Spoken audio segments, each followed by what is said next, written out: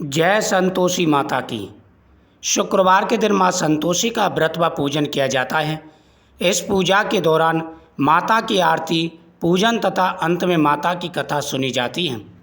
शुक्रवार के दिन की जाने वाली संतोषी माता की कथा का बड़ा महत्व है। घर में सुख शांति नहीं है, आपके जीवन में अनेक प्रकार की परेशानी आ रही हैं, तो आपको शुक्रवार के दिन संतोषी माता की पूजा अवश्य करनी चाहिए। संतोषी माता की कथा। एक बुढ़िया थी, उसके 7 बेटे 6 कमाने वाले थे, जबकि एक निकम्मा था। बुढ़िया 6 बेटों की रसोई बनाती, भोजन कराती और उनसे जो कुछ झूठन बचती वह 7 में को दे देती थी। एक दिन वह पत्नी से बोला, देखो मेरी माँ मुझ पर कितना प्रेम करती है। वह बोली, क्यों नहीं, सबका झूठा जो तुमको खिलाती हैं। वह बोला, ऐसा नहीं हो सकता, मैं जब तक आंखों से ना देख लूं मान नहीं सकता। बहू हंसकर बोली, देख लोगे तब तो मानोगे। कुछ दिन बाद त्योहार आया। घर में 7 प्रकार के भोजन और चूरमे के लड्डू बने। वह जांचने को सिर दुखने का बहाना कर पतला वस्त्र सिर पर ओढ़े रसोई घर में सो गया। वह कपड़े में से सब देखता रहा। 6 भाई भोजन करने आए।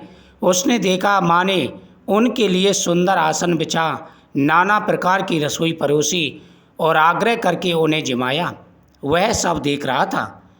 6 भोजन करके उठे तब माँ ने उनकी झूठी थालियों में से लड्डुओं के टुकड़े उठाकर एक लड्डू बनाया।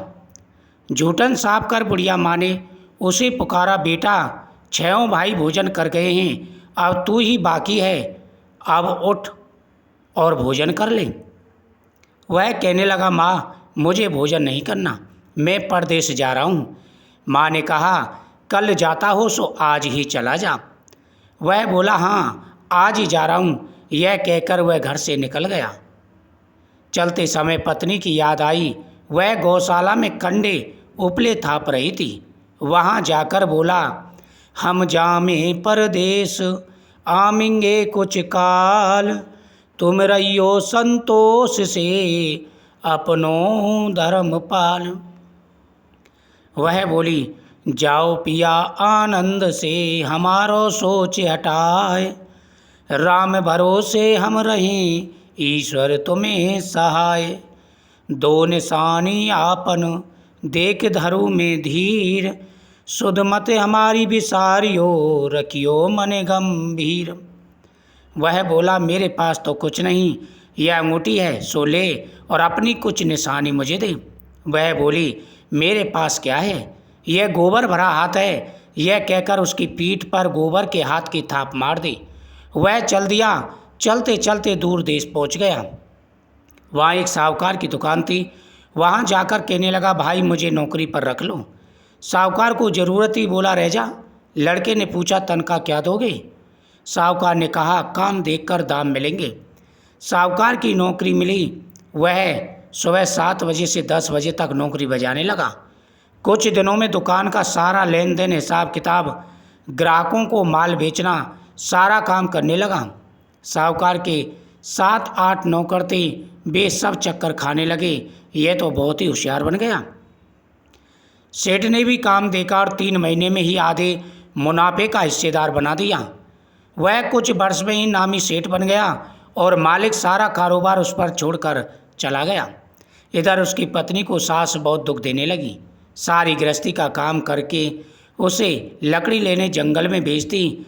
इस बीच घर के आटे से जो भूसी निकलती उसकी रोटी बनाकर रख दी जाती और फूटे नारियल की नारियली में पानी। एक दिन वह लकड़ी लेने जा रही थी। रास्ते में बहुत सी स्त्रियां संतोषी माता का व्रत करती दिखाई दी। वह वहां खड़ी होकर कथा सुनने लगी और पूछा, बहनों तुम किस देवता का व्रत करती हो और इसके करने से क्या फल मिलता है। यदि तुम इस व्रत का विधान मुझे समझा कर कहोगे तो मैं तुम्हारा बड़ा एहसान मानूंगी। तब उनमें से एक स्त्री बोली, सुनो, यह संतोषी माता का व्रत है। इसके करने से निर्धनता दरिद्रता का नाश होता है और जो कुछ मन में कामना हो सब संतोषी माता की कृपा से पूरी हो जाती हैं। तब उसने उनसे व्रत की विधि पूछी। वह भक्तिन स्त्री बोली, 1.25 आने का गुड़ चना लेना, इच्छा हो तो 5.25 आने का लेना, या 1.25 रुपये का भी सहूलियत के अनुसार लाना। बिना परेशानी और श्रद्धा व प्रेम से जितना भी बन पड़े सवाया लेवा। प्रत्येक शुक्रवार को निरार रहकर कथा सुनना, इसके बीच क्रम टूटे नहीं। लगातार नियम पालन करना। सुनने वाला कोई ना मिले तो घी का दीपक जलाकर उसके आगे या जल के पात्र को सामने रखकर कथा कहना। जब कार्य सिद्ध ना हो, नियम का पालन करना और कार्य सिद्ध हो जाने पर व्रत का उद्यापन करना। यदि किसी के ग्रह खोटे भी हों तो भी माता वर्ष भर में कार्य सिद्ध करती हैं। फल सिद्ध होने पर उद्यापन करना चाहिए, बीच में नहीं। उद्यापन में 2.5 सेर आटे का ख्वाजा तथा इसी परिणाम से खीर तथा चने का साग करना।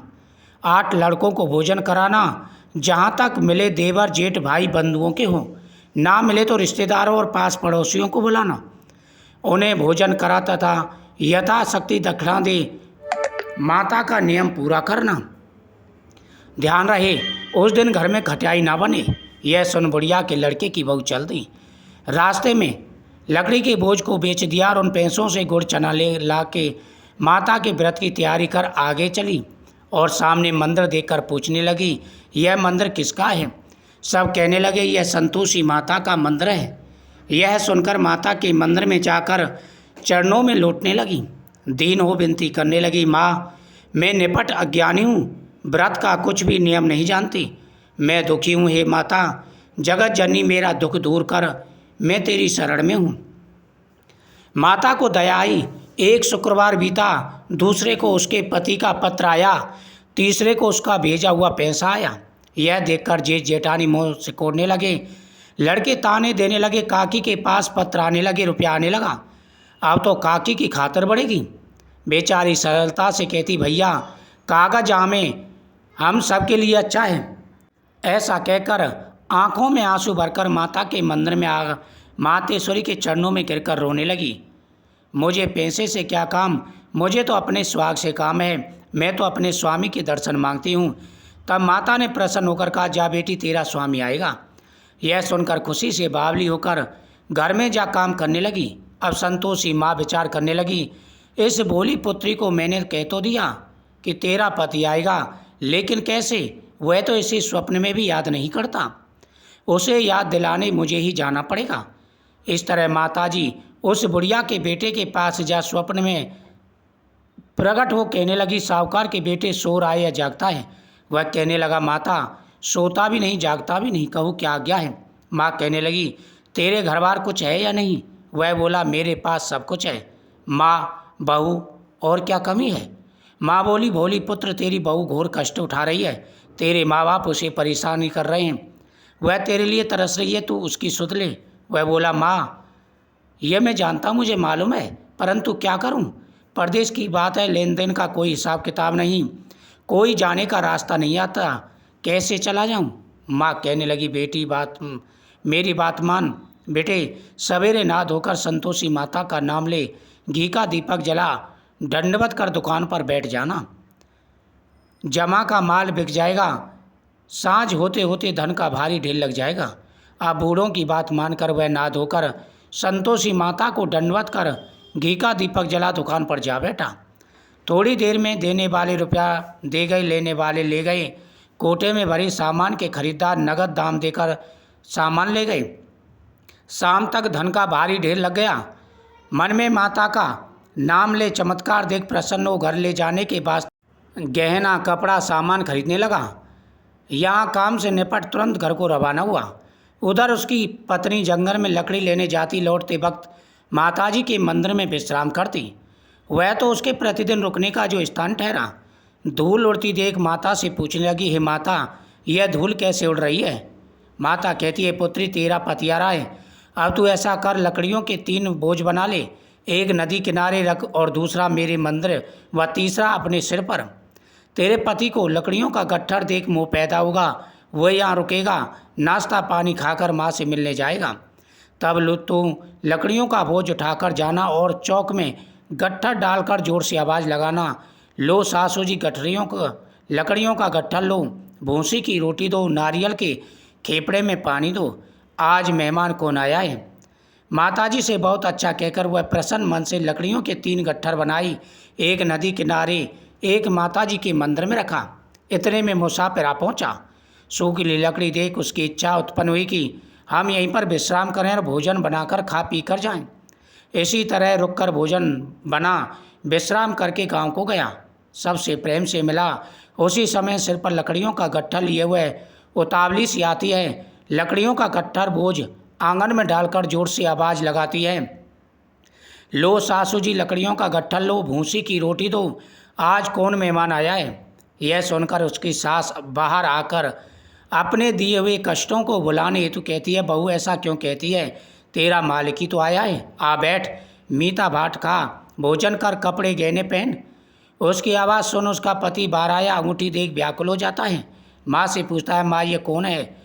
माँ बोली, बेटा ये तेरी बहू है। जब से तू गया है तब से सारे गांव में भटकती फिरती है, घर का काम काज कुछ नहीं करती, 4 पैर खा पी कर सो जाती है। वो बोला, ठीक है माँ, मैंने इसे भी देखा और तुम्हें भी अब दूसरे घर की ताली दूँ, उसमें रहूँगा। माँ बोली, ठीक है बेटा, जैसी तेरी मर्जी।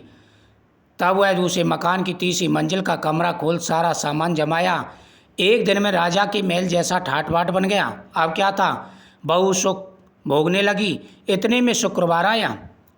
उसने पति से कहा, मुझे संतोषी माता के व्रत का उद्यापन करना है।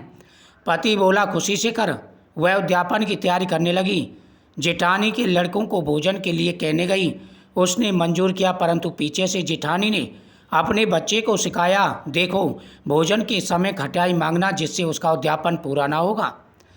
लड़के जीमने आए, खीर खाना पेट भर खाया, परंतु बाद में खाते ही कहने लगे, हमें खटाई दो, खीर खाना हमें नहीं भाता, देखकर अरुचि होती है। वह कहने लगी, भाई खटाई किसी को नहीं दी जाएगी, यह संतोषी माता का प्रसाद है। लड़के उठ खड़े हुए बोले, पैसा लाओ। बोली बहू कुछ जानती नहीं थी, उन्हें पैसे दे दिए। लड़के उसी समय हट करके इमली खटाई ले खाने लगे। ये देख बहू पर माताजी ने कोप किया। राजा के दूत उसके पति को पकड़ कर ले गए। जेठ जेठानी मनमाने वचन कहने लगे, लूट लूट कर धन इकट्ठा कर लाया था, अब सब मालूम पड़ जाएगा जब जेल की मार खाएगा। बहू यह सहन नहीं कर सकी। माँ संतोषी से माफ़ी मांगी। रोती हुई माता के मंदिर गई, कहने लगी, हे माता तुमने क्या किया। हंसा कर अब भक्तों को रुलाने लगी। माता बोली, बेटी तूने उद्यापन करके मेरा व्रत भंग किया है। वह कहने लगी, माता मैंने कुछ अपराध नहीं किया, मैंने तो भूल से लड़कों को पैसे दिए, मुझे क्षमा करो, मैं फिर तुम्हारा उद्यापन करूंगी। माँ बोली, अब तू भूल मत करना। वह कहती है, अब भूल नहीं होगी। अब बतलाओ वे कैसे आएंगे। माँ बोली, जा पुत्री, तेरा पति तुझे रास्ते में आता मिलेगा।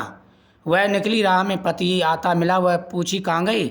वह कहने लगा, इतना धन जो कमाया था उसका टैक्स राजा ने मांगा था, वह भरने गया था। वह प्रसन्न हो बोली, भला हुआ, अब घर को चलो। कुछ दिन बाद फिर शुक्रवार आया। वह बोली, मुझे फिर माता का उद्यापन करना है। पति ने कहा, करो। बहू फिर जेठ के लड़कों को भोजन के लिए कहने गई। जेठानी ने 1-2 बातें सुनाई और सब लड़कों को सिखाने लगी, तुम सब लोग पहले ही खटाई मांगना। लड़के भोजन से पहले कहने लगे, हमें खीर नहीं खानी, हमारा जी बिगड़ता है, कुछ खटाई खाने को तुम। वह बोली, खटाई किसी को नहीं मिलेगी, आना हो तो आओ। वह ब्राह्मण के लड़के लाकर भोजन कराने लगी। माता की कृपा होते ही 9वें मास में उसके चंद्रमा के समान सुंदर पुत्र पैदा हुआ। पुत्र को पाकर प्रतिदिन माँ जी के मंदिर को जाने लगी। माँ ने सोचा, यह रोज आती है, आज क्यों ना इसके घर चलती हूँ। यह विचार कर माता ने भयंकर रूप बनाया। गुड़ चने से सना मुख, ऊपर सूंड के समान होठ, उस पर मक्खियाँ भिन भिन कर रही थी। दहली पर पैर रखते ही उसकी सास चिल्लाई, देखो रे कोई चुड़ैल डाकन चली आ रही है, लड़कों इसे भगाओ नहीं तो किसी को खा जाएगी। लड़के भागने लगे, चिल्लाकर खिड़की बंद करने लगे। बहू रोशनदान में से देख रही थी।